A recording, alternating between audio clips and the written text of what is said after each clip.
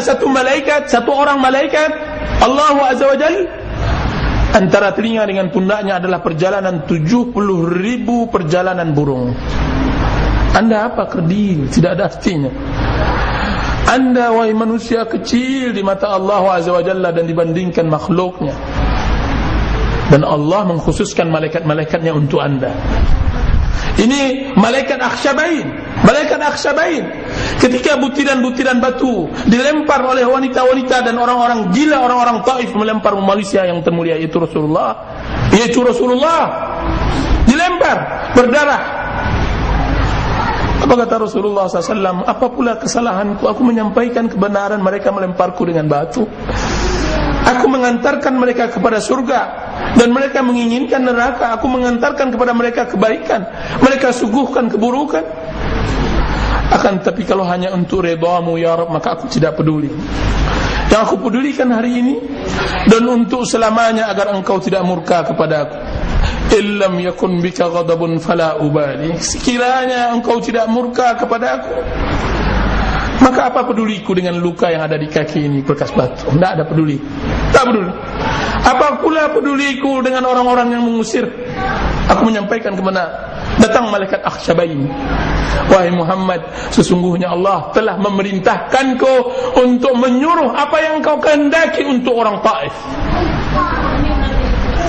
Muhammad, tolonglah izinkan aku untuk menimpakan gunung Akhsyabain ini ke Taif. Izinkan. Apa yang terjadi? Yang terjadi adalah Rasulullah mengatakan tidak. Orang-orang Taif tersebut mereka adalah orang-orang yang tidak mengetahui kebenaran. Saya berharap kalau mereka tidak masuk Islam, anak-anak mereka akan memeluk Islam. Itu tentara Allah. Itu tentara Allah dan itu pembelaan Allah Azza wa Jalla kepada Rasulullah SAW. Haffat alaihimul malaik.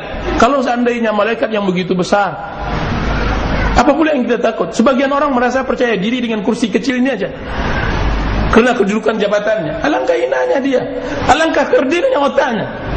Percaya dengan kursi yang hanya untuk 4-5 tahun. Allahu Akbar. Dan dia tidak percaya dengan Jibril yang sayapnya bisa menutup ufuk. Mana akal? Saya tidak tahu di mana akal.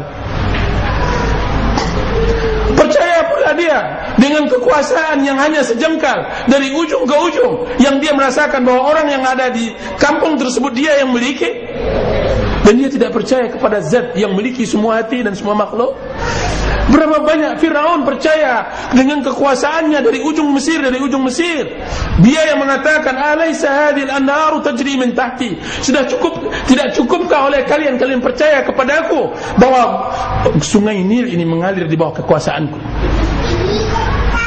Kalian saya kecil, misalnya orang pedagang ingin mempercayakan usahanya, tidak cukup 3 perusahaan sama saya, PT itu, coba lihat di sana. Firaun juga mengatakan kepada pengikutnya, dia mengatakan tidak cukupkah sungai Nil ini mengalir di kekuasaanku, menunjukkan aku adalah kuasa. Mungkin tapi apa yang terjadi?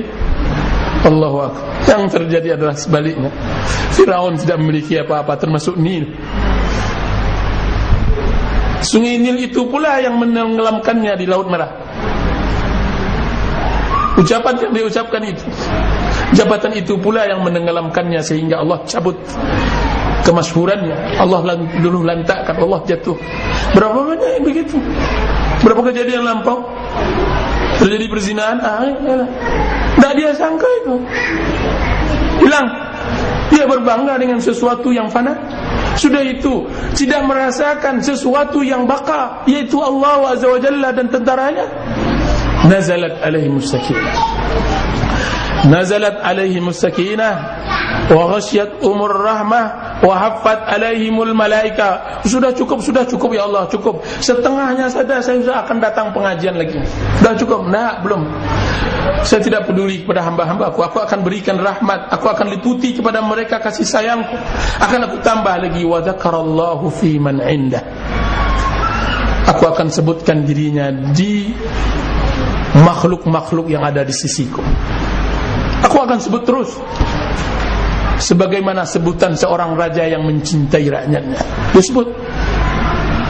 Kejadiannya Wahai malaikatku, tahukah engkau apa yang dikerjakan oleh hambaku pagi ini? Apa itu ya Allah? Sungguhnya si fulan sekarang dia telah bertasbih, berzikir mengingatku. Si fulan sekarang bertasbih, mengucapkan ketika Allahu Akbar, Alhamdulillahi Rabbil Alamin. Kemudian apa kata Allah? Telah memuji hambaku, telah mengucapkan Rabbul Alamin hambaku, mengagungkan hambaku baginya apa yang dia minta. Allah sebut terus namanya. Apa peduli kita dengan nama yang tidak dikenal di dunia, jika seandainya Allah dan seisi langit mengenal kita? Apa peduli kita tidak bergetar Tanjung Pinang kita ini dengan kemasyhuran kita, jika seandainya Arsy bergetar ketika Allah menyebut nama kita? Allahu Akbar. Rasulullah SAW mengatakan, Rubba ash'asha akhbar dhi timraini madfu'un bil abwab law aqsama 'ala Allah la abarra. Berapa banyak orang yang kusut masai, pakaiannya hanya 2 buah helai. Ketika antri dia harus tertolak karena dia tidak dikenal. Tertolak antri, didorong sama Satpol PP, didorong sama Satpam, terinjak kakinya, sandalnya oleh orang lain, terjatuh. Sifatnya. Akan tapi lihat kebesarannya ketika dia angkat kedua tangannya di hadapan Allah. Ke Allah tidak pernah menidakkannya. Ketika dia angkat tangannya kepada Allah tidak pernah menidakkannya. Tidak tunggu sebentar, tidak, langsung apa yang diminta oleh hambaku penuhkan. Hambaku meminta ampun, ampunkan dia. Hambaku meminta sesuatu, wahai malaikatku, penuhi.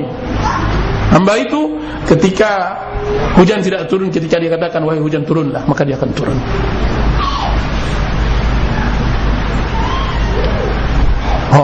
Masya Allah. Bukankah itu yang terjadi pada Nuh? Fada'a rabbahu anni maghlubun fantasir fafatahna abwabas samai bima'in munhamir. Pada saat itu apa kata Allah kepada Nuh? Fada'a rabbahu, kemudian dia angkat kedua tangannya, berdoa dia sendiri. Musuhnya seluruh alam, seluruh makhluk manusia.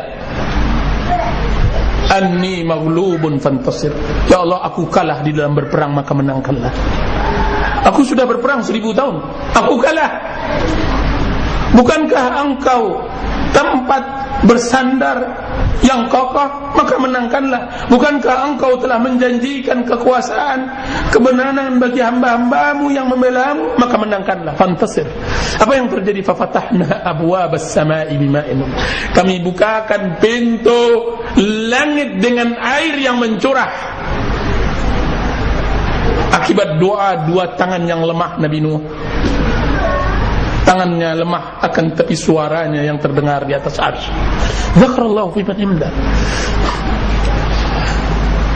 Kita mau orang-orang soleh seperti ini agar merubah Indonesia yang sudah sangat sengsara.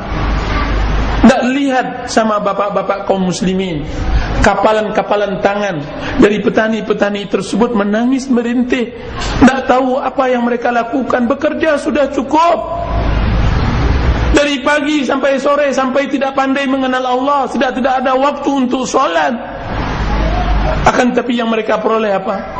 Rintihan-rintihan, tidak. Jangankan untuk tersenyum melihat anak mereka berpakaian, untuk makan aja tidak cukup. Tak lihatkah guratan kekar para pekerja di pelabuhan bagi bapak-bapak? Jangankan untuk menyekolahkan anaknya, untuk menyewa kontrakan rumah, untuk menutupi kakinya saja, untuk membeli sandal Jepang pun tidak bisa. Allah, udah susah kita nih. Udah seperti zaman Romawi sebelum datang zaman Jahiliyah. Udah susah. Pajak aja berapa? Saya minum ini kena pajak, orang yang produksi itu kena pajak, nanti buang pun kena pajak. Siapa yang salah nih?